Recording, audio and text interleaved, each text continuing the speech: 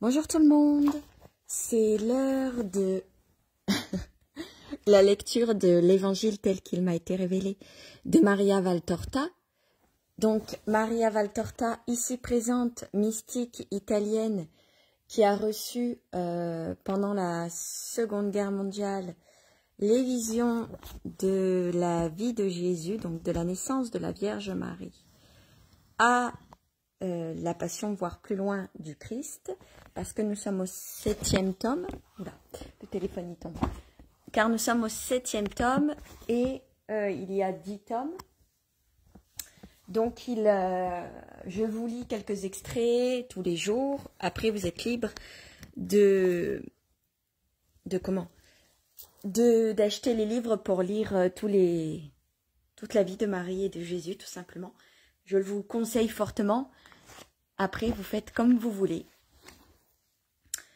Donc, Maria a reçu ses visions pendant qu'elle était alitée. Elle a été alitée pendant plus de 20 ans. Elle a eu, ça lui procurait donc des extases spirituelles, mais aussi des grandes souffrances terrestres, c'est-à-dire qu'elle recevait comme des crises cardiaques, elle était paralysée, etc., etc. Donc, des fois, il y a Marie et Jésus qui prennent la parole avant une vision pour parler à Maria, pour nous parler à nous. Des fois, elle est en extase, donc elle explique son extase pendant qu'elle la vit. Enfin, elle l'explique après, ou je ne sais pas comment ça fonctionne. Donc, on va commencer. C'est Jésus qui prend la parole. Et la vision date donc du 14 février 1944. Et c'est pas une vision, pardon, c'est Jésus qui lui dit. Jésus dit: parmi toutes les douleurs de Marie, ma mère, je n'ai pas oublié celle-ci. Avoir dû la torturer par l'attente de ma souffrance. Avoir dû l'avoir pleurée. C'est pour cette raison que je ne lui refuse rien. Elle m'a tout donné. Je lui donne tout. Elle a connu toute la souffrance. Je lui donne toute la joie. Je voudrais que vous pensez à Marie, vous méditez sur son agonie, qui a duré 33 ans, et a eu son sommet au pied de la croix. C'est pour vous qu'elle l'a enduré. C'est pour vous qu'elle a supporté les colibés de la foule, qui la considérait comme la mère d'un fou. Pour vous, elle a subi les reproches de sa parenté et des personnages d'importance. Elle était encore, pour vous, mon apparent désaveu. Ma mère et mes frères sont ceux qui font la volonté de Dieu. Or, qui accomplissait mieux qu'elle cette terrible volonté qui lui imposait la torture de voir son fils être supplié. C'est pour vous qu'elle a connu les fatigues de me rejoindre ici ou là. C'est pour vous qu'elle a fait sacrifice. Depuis celui de laisser sa petite maison et de se mêler à la foule, jusqu'à celui de quitter son village, pour le tumulte de Jérusalem. Pour vous, elle a dû être en contact avec celui qui fomentait dans son cœur de me trahir. Pour vous, elle a ressenti la douleur de m'entendre être accusée.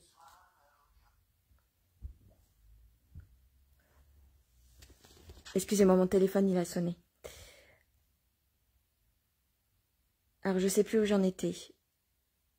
Pour vous, elle a ressenti la douleur de m'entendre d'être accusée de possession diabolique. Tout a été pour vous. Vous ne savez pas combien j'ai aimé ma mère. Vous n'imaginez pas à quel point le cœur du fils de Marie a été sensible aux affections. Vous croyez que ma torture fut seulement physique? Tout au plus, vous y ajoutez cette torture spirituelle, que fut l'abandon final de mon père. Non, mes enfants, j'ai aussi éprouvé les passions humaines, j'ai souffert de voir la douleur de ma mère, de devoir la conduire au supplice, comme une douce brebis, ou la déchirer par mes adieux successifs, à Nazareth, avant l'évangélisation, ou dans ce que je vous ai montré, et qui précède ma passion imminente, et encore, lorsque déjà elle a commencé par la trahison de Judas, avant la scène, enfin, lors de cet atroce adieu, sur le calvaire. J'ai souffert de me voir raillée, haïs, calomniés, entourés de curiosités malsaines, qui n'ont pas évolué vers le bien, mais vers le mal. J'ai souffert de tous les mensonges que j'ai dû entendre ou voir à l'œuvre à mes côtés. Ceux des pharisiens hypocrites qui m'appelaient maître et m'interrogeaient, non parfois en mon intelligence, mais pour me tendre des pièges, ceux à qui j'avais accordé des bienfaits, et qui se changèrent en accusations, au Sanhédrin, au prétoire, celui qui préméditait long, subtil de Judas, qui m'a vendu, et a continué de jouer aux disciples, puis m'a désigné au bourreau par un geste d'amour. J'ai souffert du mensonge de Pierre, pris d'une peur humaine. Que de mensonges qui tous me révoltèrent, moi qui suis la vérité. Combien y en a-t-il aujourd'hui encore à mon sujet? Vous prétendez m'aimer, mais vous ne m'aimez pas. Vous avez mon nom sur les lèvres, mais au fond du cœur vous adorez Satan, et vous suivez une loi contraire à la mienne. J'ai souffert en pensant que devant la valeur infinie de mon sacrifice, celui d'un Dieu, trop rares sont ceux qui seraient sauvés. Tous, je dis bien tous, ceux qui, dans les siècles et des siècles de la terre, allaient préférer la mort à la vie éternelle, rendant vain mon sacrifice, je les ai gardés présents à l'esprit. Et c'est avec cette connaissance que je suis allé à la rencontre de la mort. Tu vois, petit Jean, que ton Jésus et sa mère ont profondément souffert dans leur être moral, et longuement. Patience, donc, si tu dois connaître cela. Je l'ai dit, le disciple n'est pas plus grand que le maître. Demain, je te parlerai des douleurs de l'esprit. Pour l'instant, repose-toi, que la paix soit avec toi.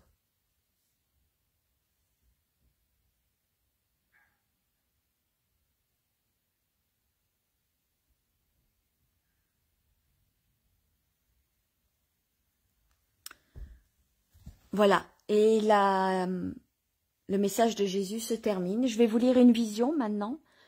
En route vers la fête des tentes, Jésus dialogue avec Joseph et Simon, fils d'Alphée. Alors la fête des tentes, je vous rappelle que c'est la fête de la lumière juive, donc la naissance du Christ. Donc on arrive à la fin de sa 3e année. Dans quelques mois, Jésus va être sacrifié. Donc ce qui veut dire que on doit être vers le mois d'octobre, novembre. Je ne sais pas quel mois, peut-être qu'elle va le dire, parce que je ne lis pas en avance les visions. Donc, vision du 22 août 1946. Le soleil se lève, à peine sur la nature rendue humide, par une averse tombée depuis peu certainement. La poussière de la route est encore mouillée, sans pourtant avoir fait de la boue. Voilà pourquoi je dis qu'il a plu depuis peu, et que cela n'a été qu'une averse. Une première pluie d'automne, l'annonce des pluies de novembre qui changeront les routes de Palestine en un ruban visqueux de boue. Mais celle-ci, légère, favorable aux voyageurs, n'a que fait qu'humecter la poussière. L'autre fléau de la Palestine, réservé aux mois d'été, comme la boue, l'est à ceux d'hiver, et laver l'atmosphère, les feuilles et les herbes, qui bien propres, brillent toutes aux premiers rayons du soleil.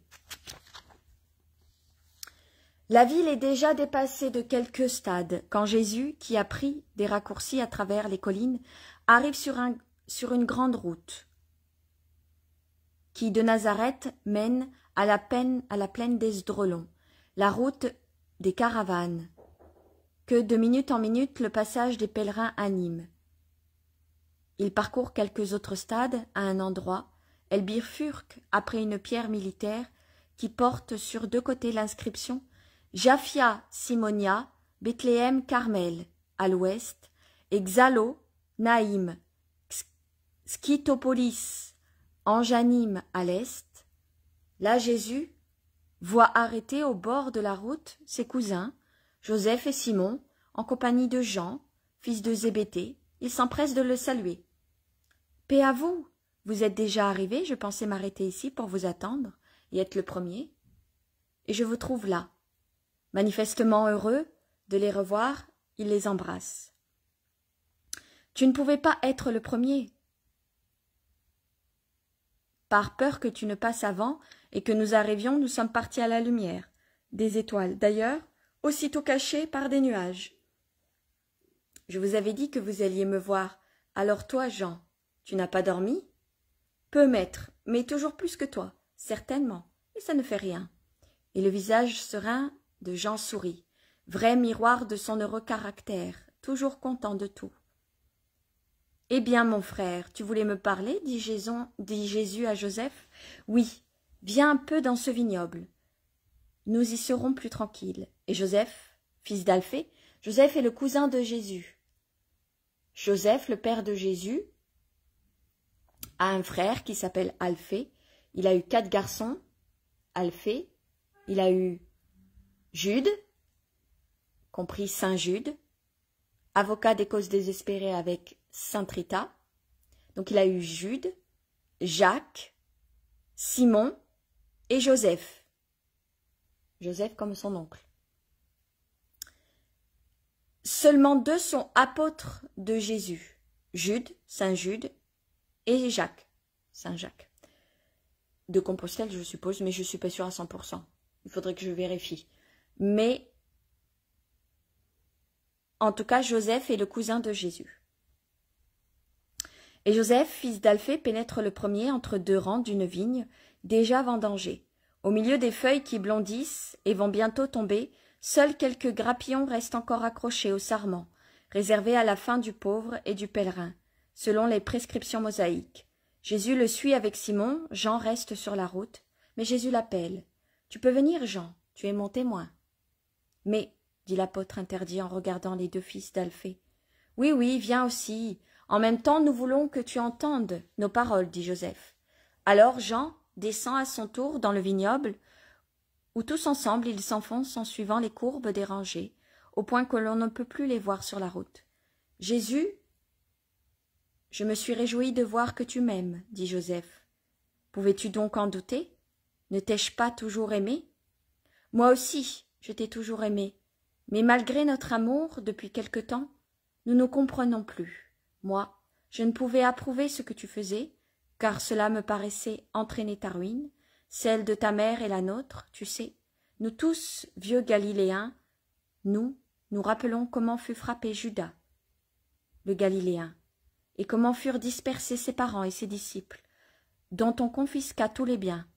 Ceux qu'on ne massacra pas furent envoyés aux galères et virent leurs biens saisis. Moi, je ne voulais pas cela pour nous.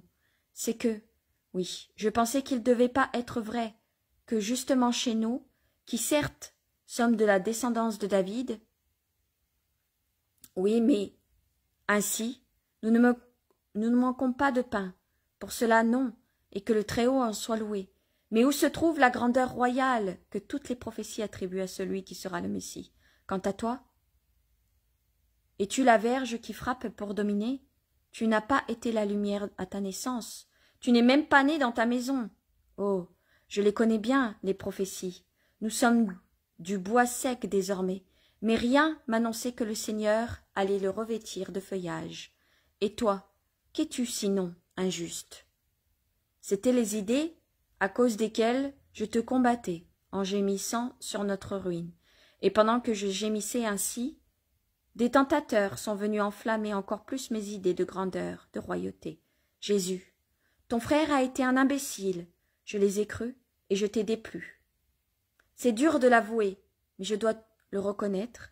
Et toi, pense qu'Israël tout entier était en moi, aussi bête que moi, sûr, comme moi, que l'apparence du Messie n'est pas celle que tu nous donnes.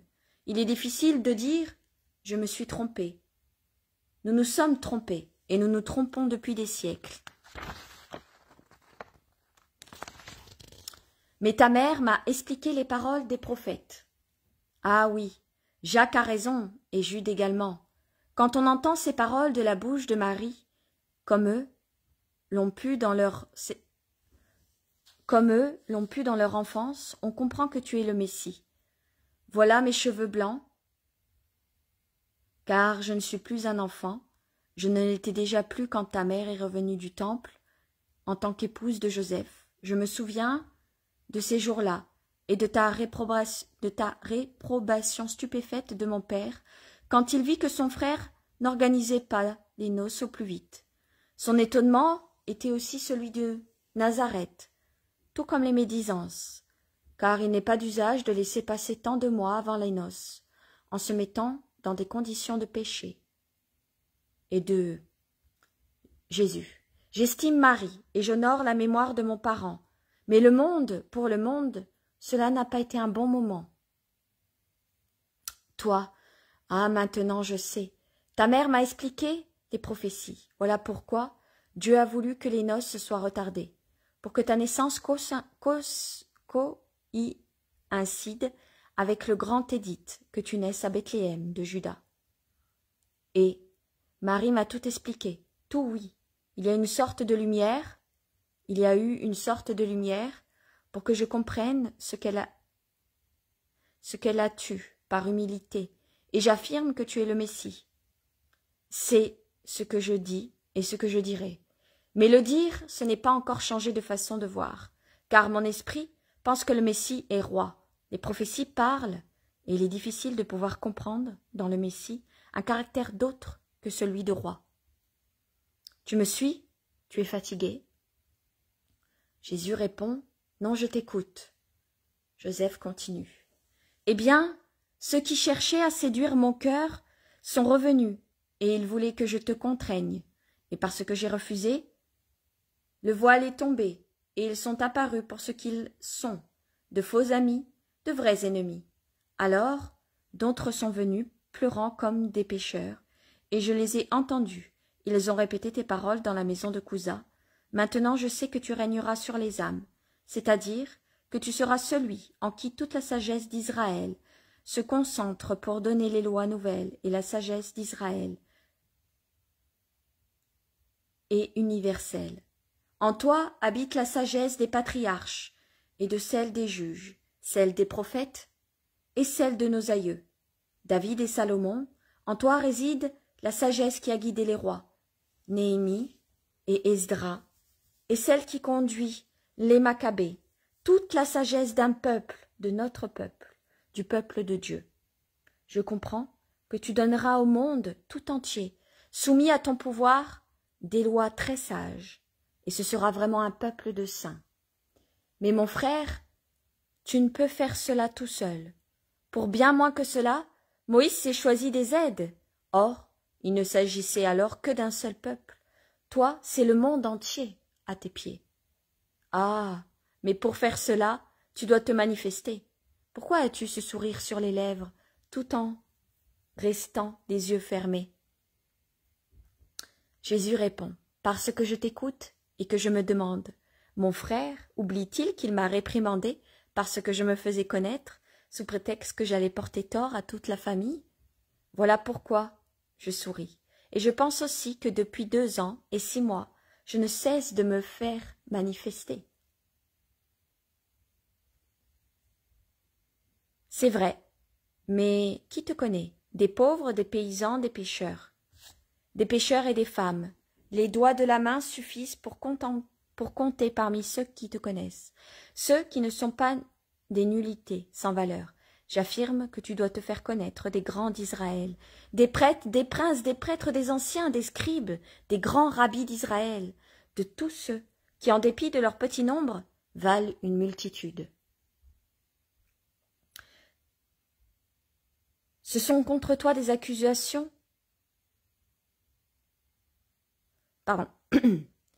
Ce sont eux qui doivent te rencontrer. Ceux qui ne t'aiment pas portent contre toi des accusations dont je comprends maintenant la fausseté. Mais l'une d'elles est vraie, juste, que tu les négliges. Pourquoi ne te présentes-tu pas pour ce que tu es, et pourquoi ne les conquiers-tu pas par ta sagesse? Monte au temple et siège dans cette place qui te revient de droit. Elle ne revient à personne autant qu'à toi. Et parle. J'ai parlé, c'est pour cela qu'ils m'ont haï.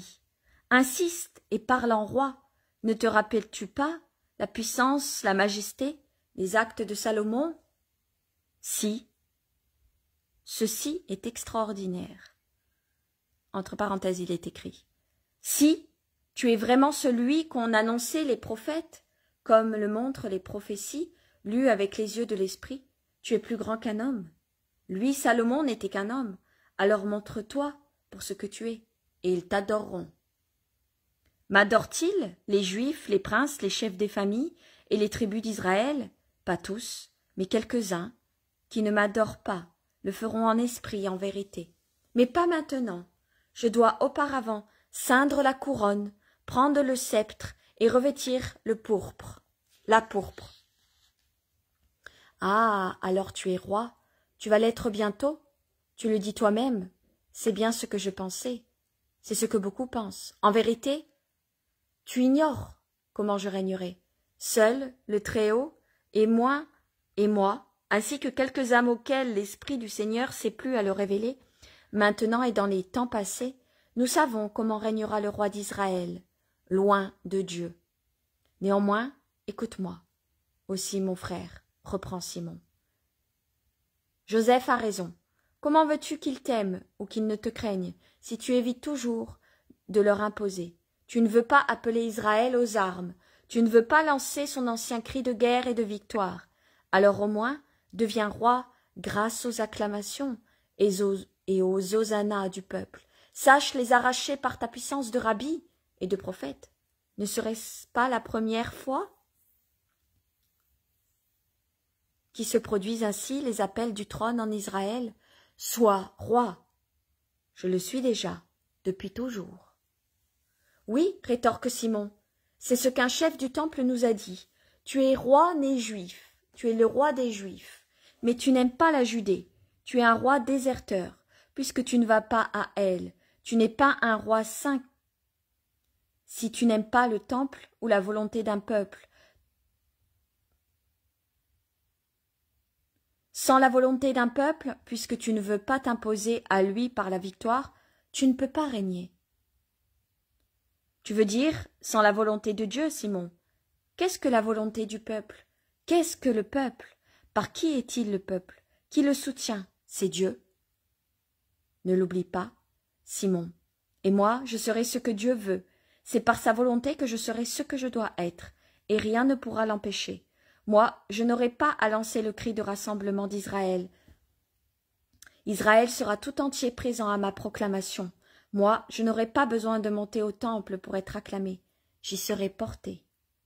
Un peuple tout entier m'y portera pour que je monte sur mon trône. Vous m'accusez de ne pas aimer la Judée. C'est au cœur de cette Judée, à Jérusalem, que je deviendrai le roi des Juifs. Saül n'a pas été proclamé roi de Jérusalem, pas plus que David ou Salomon, mais moi, je serai consacré roi à Jérusalem, mais je n'irai pas maintenant publiquement au temple, et je n'y siégerai pas, car ce n'est pas mon heure. Joseph reprend la parole. Tu laisses passer ton heure, c'est moi qui te le dis. Le peuple est las des oppresseurs étranges et de nos chefs. Je t'assure que l'heure est venue. Toute la Palestine, à l'exception de la Judée, et encore pas toute, te suit en qualité de rabbi, et plus encore. Tu es comme un étendard levé sur une hauteur, et tous ont les yeux tournés vers toi. Tu es comme un aigle, et tous suivent ton vol. Tu es comme un vengeur, et tous attendent que tu décoches la flèche. Va, quitte la Galilée, la Décapole, la Pérée, les autres régions, et va au cœur d'Israël, dans la citadelle où tout le mal est renfermé, et d'où doit venir tout le bien, et conquiers-la. Là aussi tu as des disciples, mais ils sont tièdes, parce qu'ils te connaissent mal. Ils sont également peu nombreux, parce que tu n'y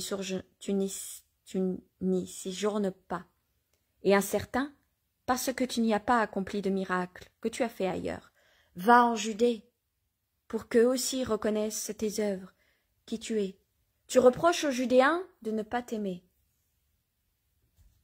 Mais comment serait-ce possible si tu leur restes caché? Personne qui cherche à être acclamé en public et le désir n'accomplit ses œuvres en cachette, mais il les fait de façon que le public les voie. Si donc tu peux faire des prodiges sur les cœurs, sur les corps et sur les éléments, rends-toi là-bas et fais-toi connaître au monde. Jésus reprend. Je vous l'ai dit, ce n'est pas mon heure.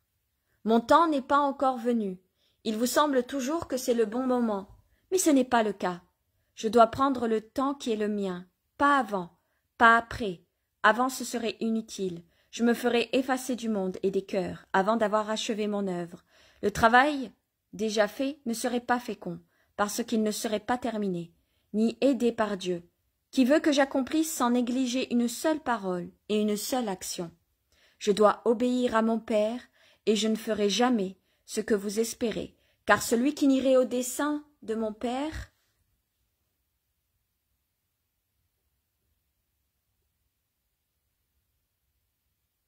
j'ai mal lu la phrase. Je dois obéir à mon Père, et je ne ferai jamais ce que vous espérez, car cela nuirait au dessein de mon Père. Je vous comprends et vous excuse. Je n'éprouve aucune rancœur contre vous. Je ne ressens pas de lassitude ou d'ennui devant vos aveuglements. Vous ne savez pas, mais moi, je sais. Vous ne savez pas, vous ne voyez que la surface du visage du monde. Moi, j'en vois la profondeur. Le monde vous fait encore bonne figure. Il ne vous haït pas. Non qu'il vous aime, mais parce que vous ne méritez pas sa haine. Vous êtes trop peu de choses. Mais il me déteste, moi, parce que je suis un danger pour lui. Un danger pour la fausseté, pour la cupidité, pour la victoire qu'est le monde. Je suis la lumière, et la lumière illumine. Le monde n'aime pas la lumière, car elle met en plein jour les actions du monde. Le monde ne m'aime pas, il ne peut pas m'aimer, car il sait que je suis venu pour le vaincre, dans le cœur des hommes, et dans le roi des ténèbres qui le domine et le dévoie. Le monde ne veut pas se convaincre que je suis son médecin et son remède, et comme un fou, il voudrait m'abattre pour n'être pas guéri. Le monde encore ne veut pas se persuader que je suis le maître, parce que ma parole est contraire à ce qu'il dit. Il cherche donc à étouffer la voix qui parle au monde, afin de le conduire à Dieu, en lui montrant la vraie nature de ses actes, qui sont mauvais. Entre le monde et moi, il y a un abîme, et ce n'est pas ma faute. Je suis venu donner au monde la lumière, le chemin, la vérité et la vie. Mais le monde ne veut pas m'accueillir, et pour lui, ma lumière devient ténèbres, parce qu'elle sera la cause de la condamnation de ceux qui n'ont pas voulu de moi. Dans le Christ se trouve toute la lumière pour les hommes qui veulent l'accueillir, mais en lui se trouvent aussi tous les ténèbres pour ceux qui me haïssent et me repoussent. C'est pour cela qu'au commencement de mes jours mortels, j'ai été prophétiquement indiqué comme un signe de contradiction. Selon la matière dont je serai accueilli, ce sera le salut ou la condamnation, la vie ou la mort, la lumière ou les ténèbres. Mais ceux qui m'accueillent, en vérité, je vous dis, qu'ils deviendront les fils de la lumière, c'est-à-dire de Dieu, car ils sont nés à Dieu pour avoir accueilli Dieu. Par conséquent, si je suis venu pour faire des hommes les fils de Dieu, comment puis-je faire de moi un roi, comme par amour ou par haine, par simplicité ou par malice? Vous êtes nombreux en Israël à le vouloir. Vous ne comprenez pas que je me détruirai moi-même, le vrai moi-même, c'est-à-dire le Messie, non pas Jésus, le fils de Marie et Joseph de Nazareth. Je détruirai le roi des rois, le Rédempteur, celui qui est né d'une vierge, appelé Emmanuel, appelé l'admirable, le conseiller, le fort, le Père du siècle futur, le prince de la paix, Dieu, celui dont l'empire et la paix n'auront pas de limite, en s'asseyant sur le trône de David, à cause de la descendance humaine, mais en ayant pour escabeau de ses pieds le monde et tous ses ennemis, et le Père à ses côtés, comme il est dit au livre des psaumes, par droit surnaturel d'origine divine. Vous ne comprenez pas que Dieu ne peut être homme autrement que par perfection de bonté pour sauver l'homme, mais ne peut pas et ne doit pas s'abaisser à de pauvres vanités humaines. Vous ne comprenez pas que, si j'acceptais la couronne, la royauté, comme vous la comprenez, j'avouerai que je suis un faux Christ. Je mentirai à Dieu, je me renierai moi-même, et je renierai le Père. Je serai pire que Lucifer, car je prierai Dieu de la joie de vous avoir. Je serai pire que Caïn, pour vous, car je vous condamnerai à une perpétuel exil, loin de Dieu, dans les limbes, sans espérance de paradis. Tout cela, vous ne le comprenez pas. Ne comprenez-vous pas le piège où les hommes veulent me faire tomber, le piège de Satan, pour les frapper? L'Éternel dans son bien-aimé et dans ses créatures, les hommes. Ne comprenez-vous pas que c'est le signe que je suis plus qu'un homme, que je suis l'homme Dieu, le fait que je n'aspire qu'à des biens spirituels pour vous donner le royaume spirituel de Dieu. Vous ne comprenez pas que le signe que je... Les paroles de Gamaliel, s'écrie Simon. Que je ne suis pas un roi, mais le roi, c'est cette haine de tout l'enfer et du monde entier envers moi. Il me faut enseigner, souffrir, vous sauver. C'est cela que je dois faire, et cela, Satan ne le veut pas, et les Satans non plus. L'un de vous a dit les paroles de Gamaliel.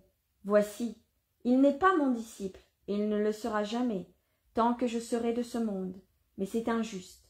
Eh bien, parmi ceux qui me proposent et qui vous proposent le pauvre royaume humain, y aura-t-il par hasard Gamaliel? Oh non, s'exclame Simon. Étienne a dit que le rabbi, ayant appris que ce qui s'était passé chez Couza, s'est écrié « Mon esprit tressaille en se demandant si Jésus peut être vraiment ce qu'il dit. Mais toute question serait morte avant de se former dans mon esprit. » Et pour toujours, s'il avait consenti à cela, l'enfant que j'ai entendu a dit que l'esclavage, comme la royauté, ne seront pas matériels entre nous, comme nous le pensons, en comprenant mal les prophètes, mais spirituels grâce au Christ, rédempteur de la faute et fondateur du royaume de Dieu dans les âmes. Je me souviens de ces mots, et c'est sur eux que je juge le rabbi. Si en jugeant, je le trouvais au-dessous de cette hauteur, je le repousserai, comme un pécheur et un menteur, et j'ai tremblé de voir le dissoudre dans le néant l'espérance que cet enfant m'a donnée. Oui, mais en attendant, il ne l'appelle pas Messie, rétorque Joseph. Il dit « attendre un signe », répond Simon. Alors donne-le-lui, et qu'il soit fort. Je lui donnerai ce que je lui ai promis, mais pas maintenant. Allez donc à cette fête. Moi, je n'y vais pas publiquement, comme rabbi, comme prophète, pour m'imposer, car mon temps n'est pas encore venu. Tu viendras au moins en Judée, tu donneras aux Judéens des preuves qui les convainquent pour qu'ils ne puissent pas dire « Oui, mais crois-tu qu'elles serviront à me procurer la paix, mon frère? Plus j'agirai et plus je serai détesté. Mais je vais te satisfaire. Je leur donnerai des preuves, les plus grandes qui puissent exister. Je leur dirai des paroles capables de changer les loups en agneaux, des pierres dures en cire molle, mais ce ne servira à rien. Jésus est triste. Je t'ai fait souffrir? Je disais cela pour ton bien. Non, tu ne me peines pas, mais je voudrais que tu me comprennes que toi, mon frère, tu me vois pour ce que je suis. Je voudrais partir avec la joie de te savoir mon ami. L'ami comprend, et il veille sur les intérêts de l'autre. Et moi, je te dis que je le ferai. Je sais qu'ils te haïssent, désormais je le sais. C'est pour cela que je suis venu. Mais tu le sais, je veillerai sur toi. Je suis l'aîné, je réfuterai les calomnies, et je penserai à ta mère, promet Joseph. Merci, Joseph. Mon fardeau est grand, et tu t'allèges. Les flots d'une mer de souffrance s'avancent pour me submerger, et avec eux la haine. Mais si j'ai votre amour, ce n'est rien.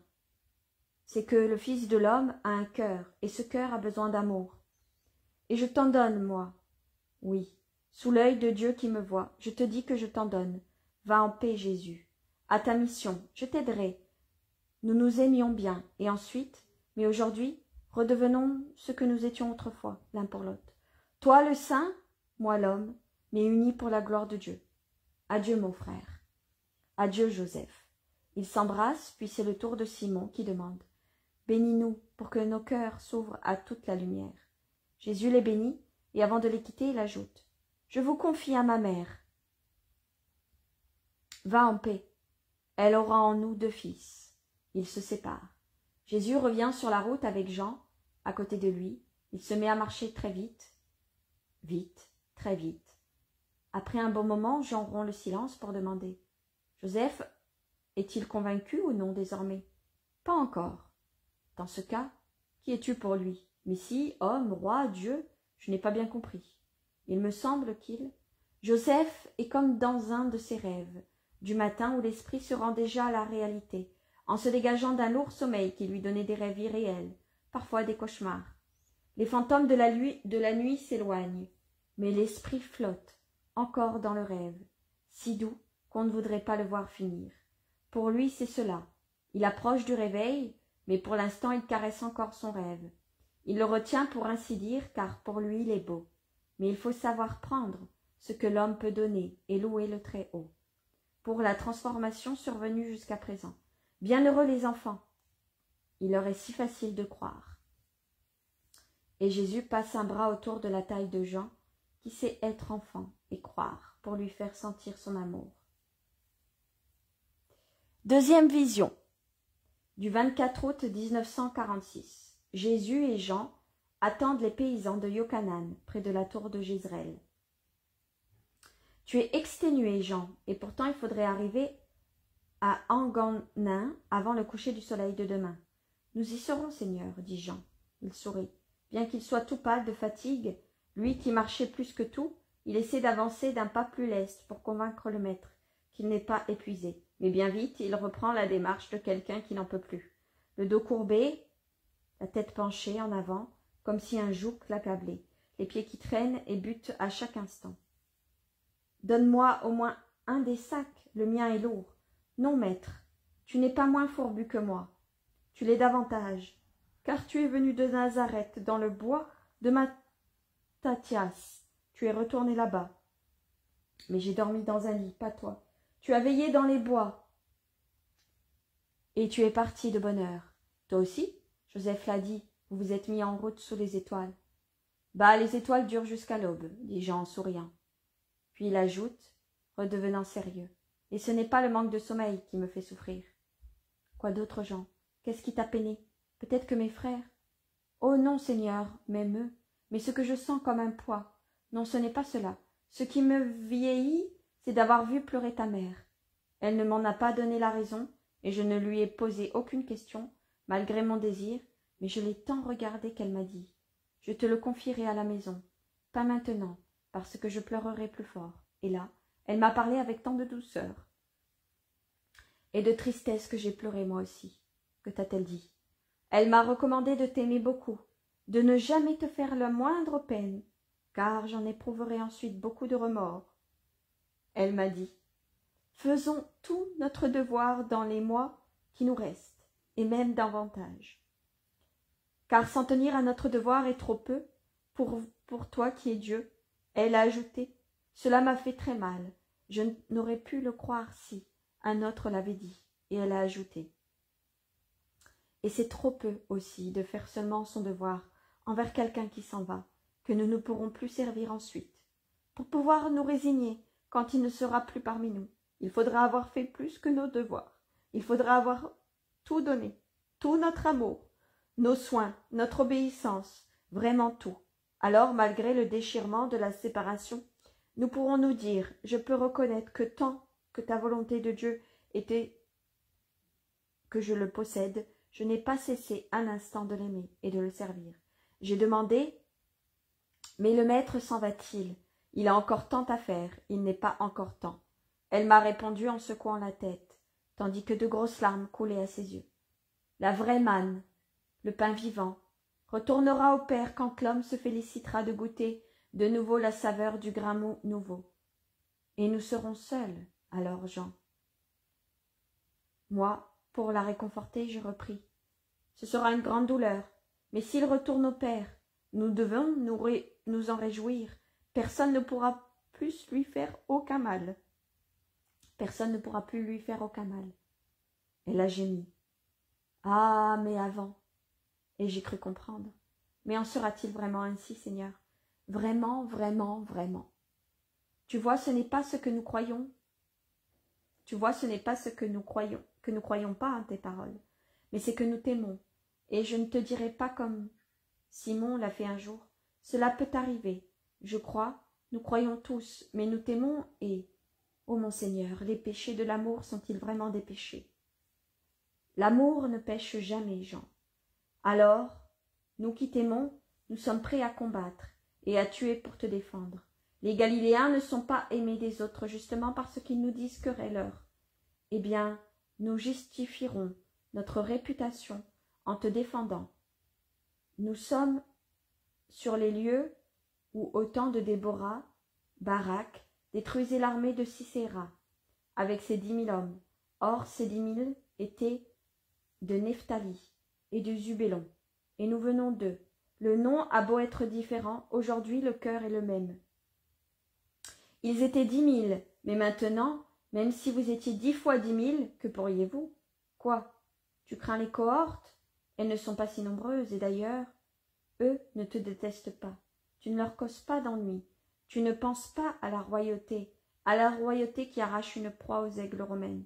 Ils n'interviendront pas entre nous et tes ennemis, et ceux-ci seront bientôt vaincus. Seriez-vous 1000, 10 000, 100 000? Que serait-ce contre la volonté du Père? Il me faut l'accomplir. Jean, accablé, se tait. C'est étrange, cet entêtement, cette impuissance mentale, même chez les meilleurs disciples de Jésus. À comprendre sa plus grande mission. Il l'accepte comme maître, comme Messie, il croit à son pouvoir de sauver et de racheter, mais quand il se trouve en face de la manière dont il le fera, leur intelligence se ferme.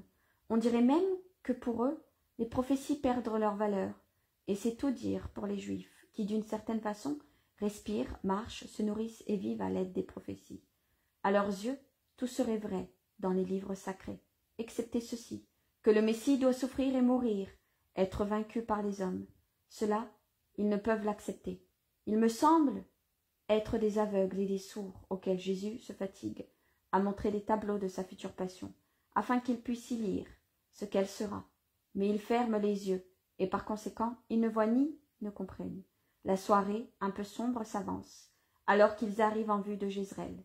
Jésus console Jean, qui a cessé de parler et qui marche comme un somnambule, tant il est fatigué. Nous y serons bientôt. Tu vas y entrer pour chercher un abri pour toi. Et pour toi aussi. Non, Jean. Je vais rester près de la route qui vient de la plaine. Je pense qu'ils vont arriver de nuit, et je veux les réconforter et les renvoyer avant l'aube. Tu es exténué. En plus, il va peut-être pleuvoir comme la nuit dernière. Viens au moins jusqu'au milieu de la veille du chant du coq. Non, Jean. Dans ce cas, je reste avec toi. Nous sommes près des terres des pharisiens, et puis je l'ai promis à ta mère. Et à moi-même, je ne veux pas avoir à me faire des reproches, moi. Des tours qui servent à je ne sais quoi se trouvent aux 4 coins de Jézréel. Elles doivent être déjà vieilles au moment où je les vois. On croirait 4 géants renfrognés que l'on a placés là pour servir des geôliers, à la petite ville, située sur une hauteur qui domine la plaine. Celle-ci est en train de disparaître dans l'ombre précoce d'une soirée nuageuse.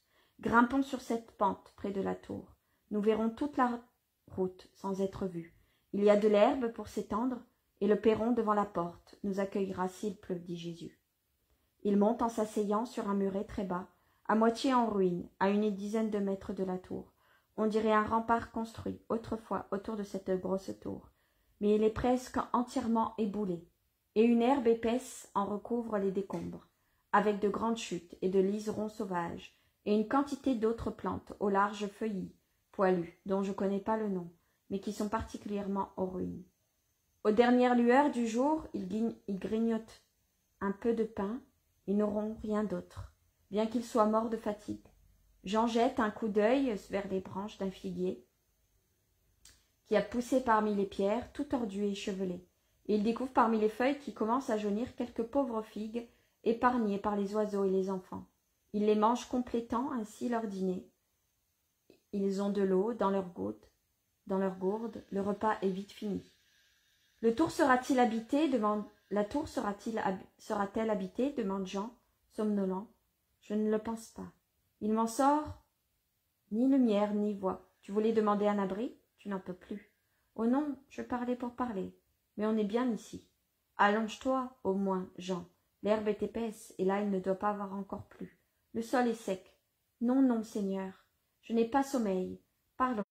Il s'assit en appuyant sa tête sur les genoux de Jésus, le visage tourné vers le ciel, Il fait des efforts héroïques pour ne pas dormir. Il essaie de parler pour vaincre le sommeil. Il cherche à s'intéresser à ce qu'il voit. Les étoiles dans le ciel, des lumières sur la route. Les premiers sont toujours plus terre, et qu'elles tremblent et qu'elles palpitent comme là-haut. Mais elles sont plus petites et plus effacées. Nous ne pouvons pas faire des étoiles. Dans les nôtres, il y a de la fumée et l'odeur du lumignon.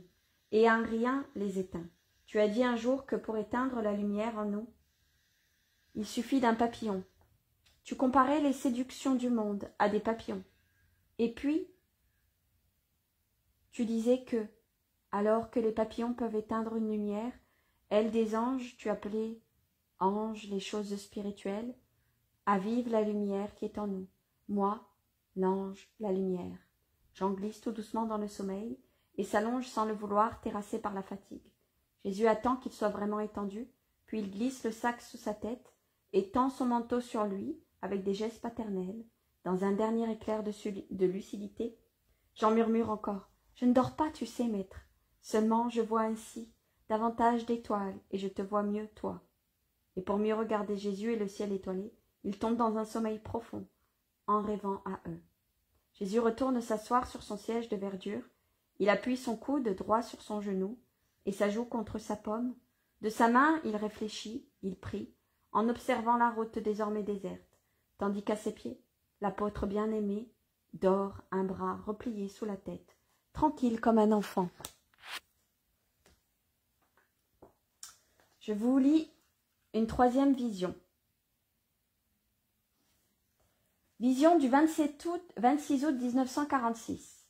Jean, c'est l'aube, lève-toi et partons, dit Jésus en secouant l'apôtre pour qu'il se réveille. Maître, le soleil est déjà levé, comme j'ai dormi. Et toi? Moi aussi, à côté de toi, sous nos manteaux. Ah, tu es sûr que les paysans n'allaient pas venir? Et tu t'es couché? Je l'avais bien prévu. Jésus sourit et répond. Ils sont venus quand la position des étoiles de la grande ours indiquait que le chant du coq allait recommencer. Oh, je n'ai rien entendu. Jean est déçu. Pourquoi ne m'as-tu pas éveillé? Tu étais si fatigué. On aurait dit un enfant endormi dans son berceau. Pourquoi te réveiller? Pour te tenir compagnie? Mais tu le faisais dans ton sommeil tranquille. Tu t'es endormi en parlant des anges, des étoiles, des âmes et de la lumière. Et tu as certainement continué à voir dans tes rêves des anges, des étoiles et ton Jésus. Pourquoi te ramener aux horreurs du monde quand tu étais si loin? Et si au lieu des paysans, il était monté ici des malfaiteurs? Je t'aurais appelé, alors. Mais qui pouvait bien venir? Mais je ne sais pas, Yochanan, par exemple. Et il te déteste, je le sais. Mais seuls sont venus ses serviteurs. Personne n'a trahi, car tu as pensé aussi à cela, que quelqu'un aurait pu parler pour me nuire et leur nuire. Mais personne n'a trahi, et j'ai bien fait de les attendre ici. Le nouvel intendant est digne de son maître. Il donne des ordres très sévères. Je ne manque pas à la charité, en les qualifiant même d'impitoyables. Un autre mot serait mensonge. Ils ont accouru dès qu'il fait nuit en priant le Seigneur qu'il fasse me rencontrer. Dieu récompense toujours la foi et réconforte ses enfants malheureux.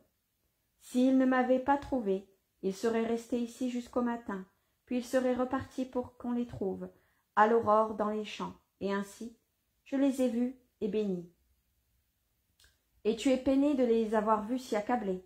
C'est vrai, je me sens si triste, pour la raison que tu donnes, mais aussi parce que je n'avais rien à offrir à leur corps, épuisé, et à la pensée que je ne les verrai plus. Tu leur en as parlé? Non. Pourquoi ajouter une douleur là où déjà tout est douleur? Je les aurais salués volontiers, moi aussi pour la dernière fois. Pour toi, ce n'est pas la dernière fois. Toi, au contraire, avec tes codisciples, tu t'occuperas beaucoup d'eux quand je serai parti. Je vous confie tous ceux qui me suivent, et spécialement les plus malheureux, qui trouvent dans la foi leur unique soutien et dans l'espérance du ciel leur unique joie. Pardon, c'est juste que penser au sacrifice de Jésus, ça me fait de la peine. Jésus t'a tellement souffert et tu continues à souffrir. Ô mon maître, je vais dire moi aussi comme ton frère Joseph. Va en paix, maître, moi comme je le pourrai. Je te continuerai, sois certain. J'en suis sûr. Allons-y. La route s'anime, les nuages s'annoncent dans le ciel et la lumière diminue au lieu de croître. Il va pleuvoir et tout le monde se hâte vers la prochaine halte. Mais les nuages ont été bons avec nous. La nuit était tiède et il n'y a pas eu de pluie pour nous. Qui étions au grand air? Le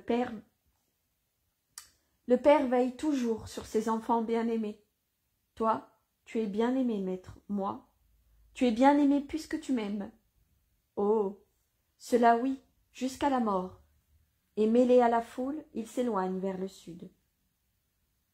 Je vous lis une quatrième vision. Arrivé à Enganin, machination de Judas pour déjouer un piège. Vision du 27 août 1946. Le temps a vraiment tenu ses promesses, et une pluie maussade, fine, persistante s'est installée. Les voyageurs sur les chars s'en sortent bien, mais ceux qui sont à dos d'âne ou à pied sont trempés et en souffrent.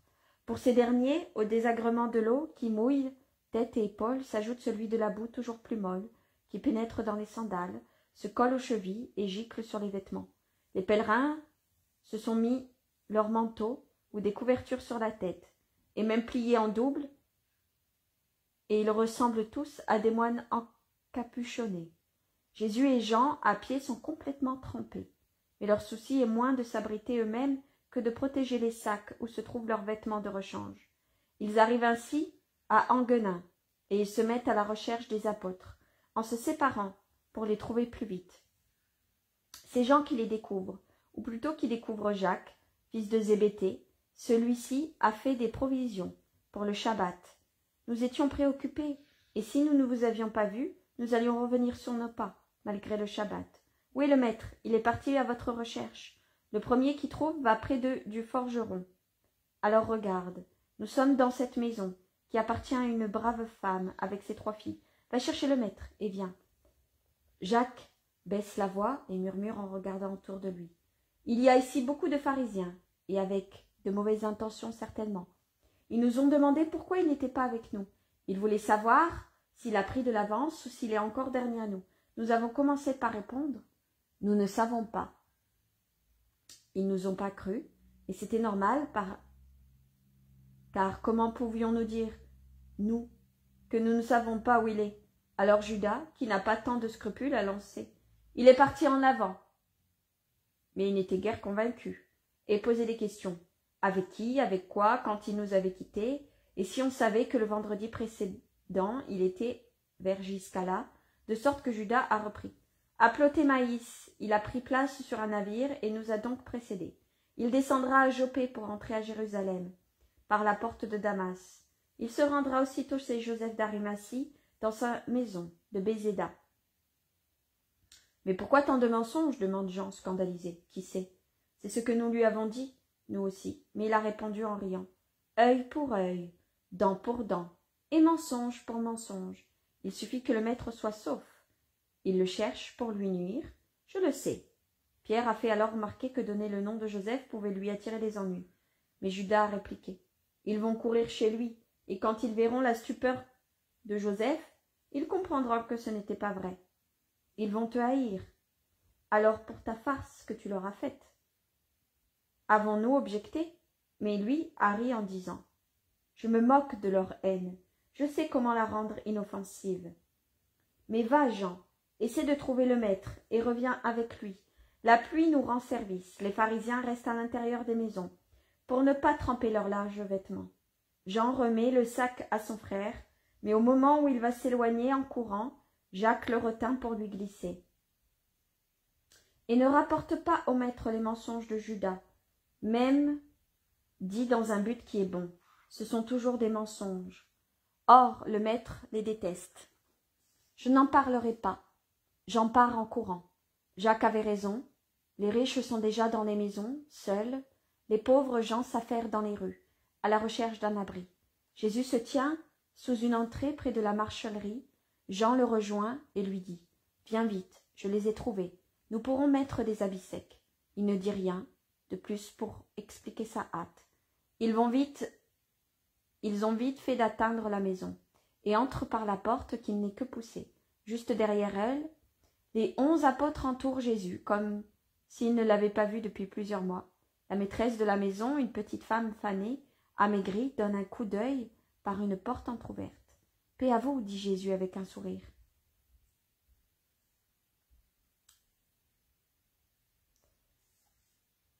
Il les embrasse, tous avec la même affection, tous parlent ensemble et ils ont plein de choses à raconter. Mais Pierre crie « Silence! Laissez-le tranquille, vous ne voyez pas comme il est trempé et fatigué ?»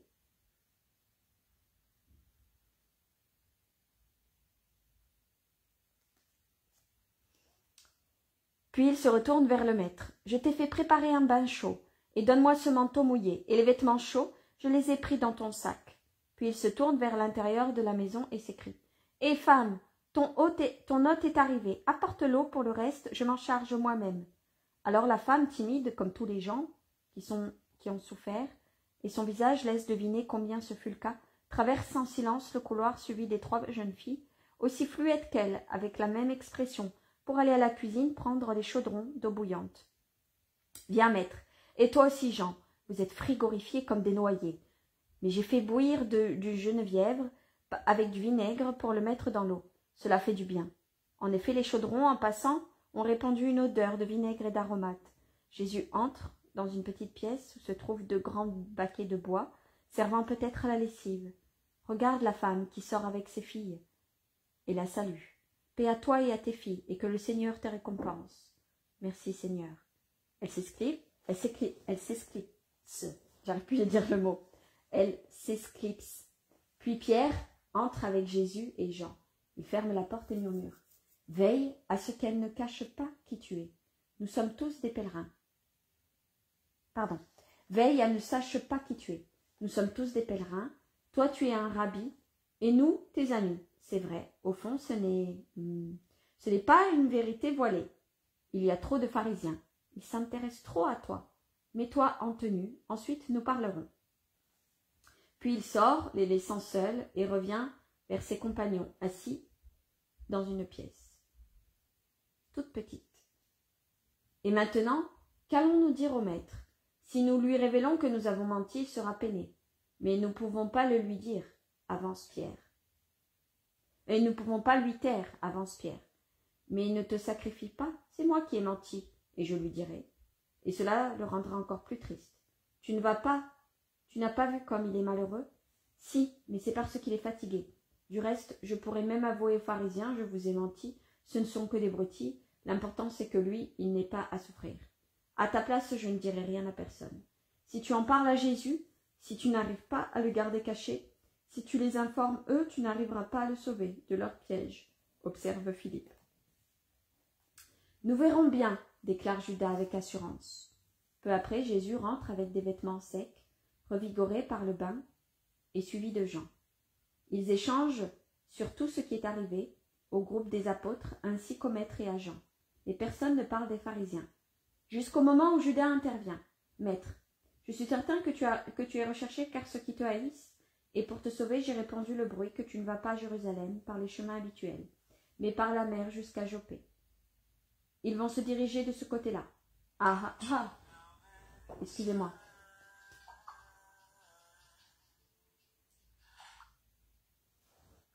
Encore le téléphone qui sonne. Je ne sais plus où j'en étais. Mais pourquoi avoir menti? Et eux, pourquoi mentent-ils? Eux, ce sont eux, et toi, tu ne devrais pas être comme eux. Maître, je ne suis que ceci, un homme qui les connaît et qui t'aime. Veux-tu ta perte? Moi, je suis prêt à l'empêcher. Écoute-moi bien, et sens mon cœur dans mes paroles. Demain, tu ne sors pas d'ici. Demain, c'est Shabbat. C'est bien, mais tu ne sors pas d'ici. Tu te reposes, tu. Tout sauf le péché, Judas. Aucune considération ne me fera accepter de manquer à la sanctification du Shabbat. Eux, qu'ils fassent ce qu'ils veulent. Moi, je ne pécherai pas. Si cela m'arrivait, outre ma faute qui pèse sur moi, je mettrais entre leurs mains une arme pour me perdre. Tu te souviens pas qu'ils prétendent déjà que je suis profanateur du Shabbat?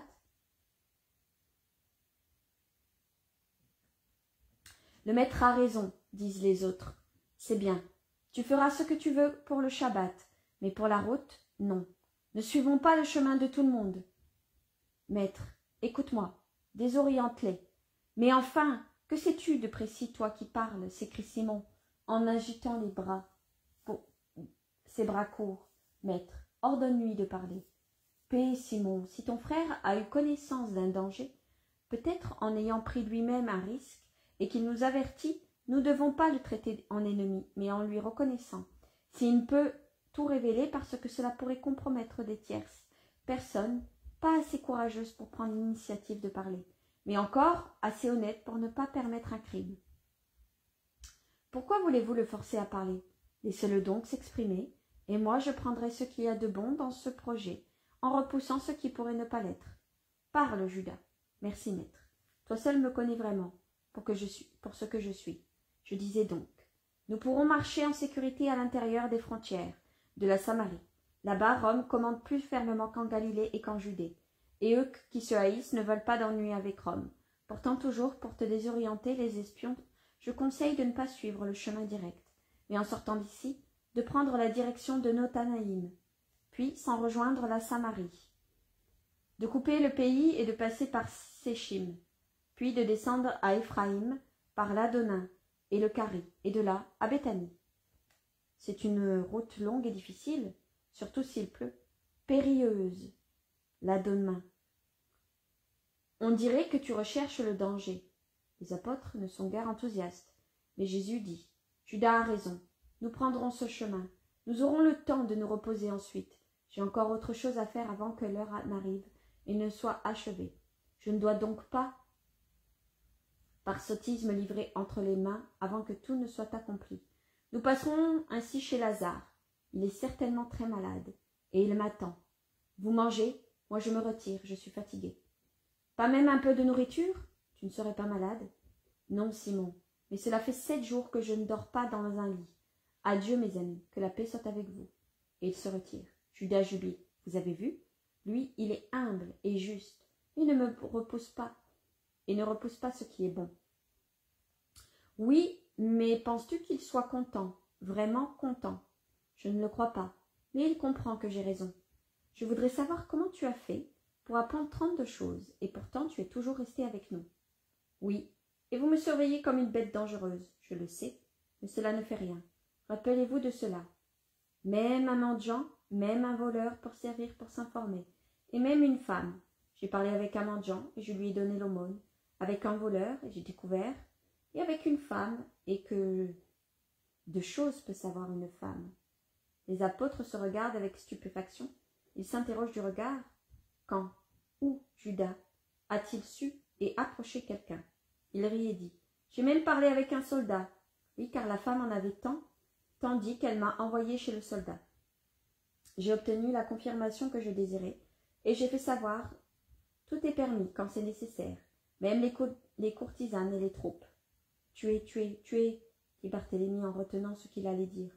Oui, je suis moi, rien de plus que moi, un pécheur pour vous, mais moi, avec tous mes péchés, je sers le maître mieux que vous. D'ailleurs, si une courtisane sait ce que veulent faire les ennemis de Jésus, c'est un signe qu'ils vont chez elle, ou les font venir, qu'elles soient danseuses ou mimes, pour s'amuser.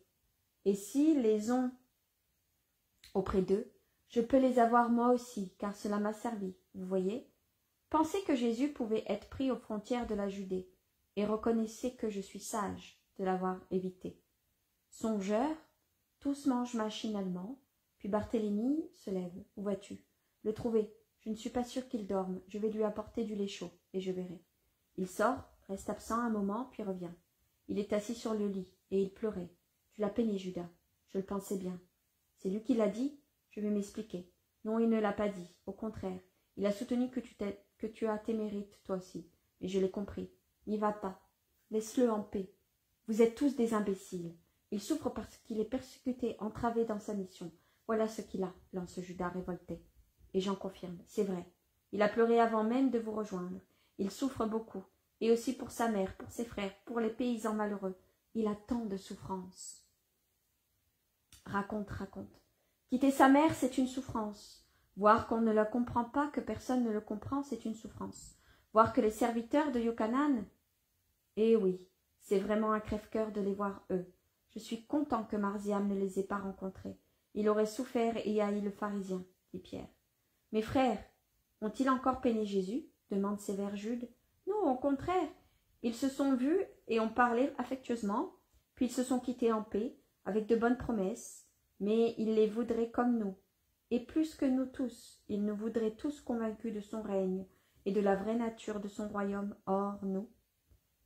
Jean n'en dit pas davantage, et le silence descend dans la petite pièce autour de la lampe, à deux becs qui éclairent 12 visages diversement pensifs. Et voilà, je vous ai fini la lecture aujourd'hui. Je vous dis à tout à l'heure pour les neuvaines et pour les chapelets. Si je ne vous vois pas tout à l'heure, je vous souhaite une bonne journée, que Dieu vous accorde sa paix, Jésus et Marie leur miséricorde. Bonne journée, à tout à l'heure.